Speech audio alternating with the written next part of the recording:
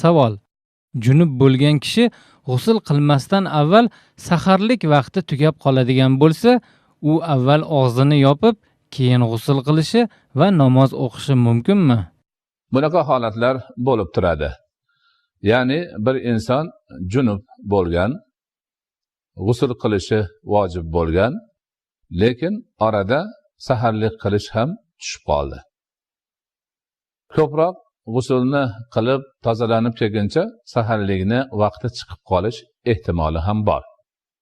Ana shunday paytda savolda kelganidek, oldin saharlikni qilib, og'izni bekitib, ro'zani niyatini qilib, ana endi tong otgandan keyin, ro'zadan keyin g'usul qilib olsa bo'ladimi? Bu undaq qilish bo'ladi, joiz. Payg'ambarimiz alayhissalatu vassalom ham bu ishni qilganlar. Muhaddis ulamolarimiz Oysha onamiz radhiyallohu anhodan qilgan rivoyatlarda u kishi marhamat qilib aytadilarki, Rasuli akram alayhissalatu vassalom Ramazonda junub xonlarida tong orttirar edilar va turib g'usul qilar edilar.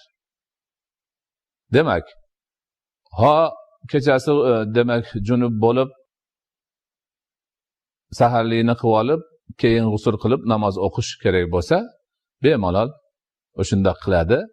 Lekin og'zi bekik holda g'usul qilayotgan odam og'zini chayganda, burnini chayganda ehtiyot bo'ladi. Mubolag'alik, ya'ni qattiq tarzda suvni yubormaydi, chunki ichiga kirib ketish xavfi bor. Og'zi orqali yoki burni orqali olgan suv ichiga kirib ketsa, ro'zasining ochilishiga sabab bo'lib qolish xavfi bor. Shuning uchun ana shu junub odam ro'zador holida g'usul qilganda og'zini va burnini chayishda mubolag'a qilmaydi.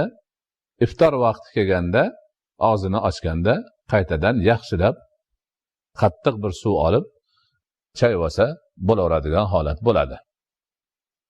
Shuningdek, bunga qo'shimcha tarzda ham aytishimiz kerakki, Ramazon kunini ro'za tutgan holda o'tkazayotgan odam kunduzi uxlab g'usul vojib bo'lib qoldi.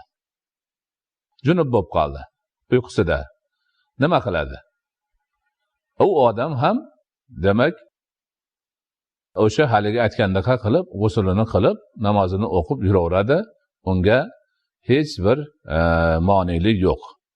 Yana aytishimiz kerakki, o'sha g'usul qilayotganda ustidan suv quyib qilsin. Suvni ichiga tushib olib emas. Hovuzga yoki ariqqa tushib, ko'milib turib qilmasligi kerak.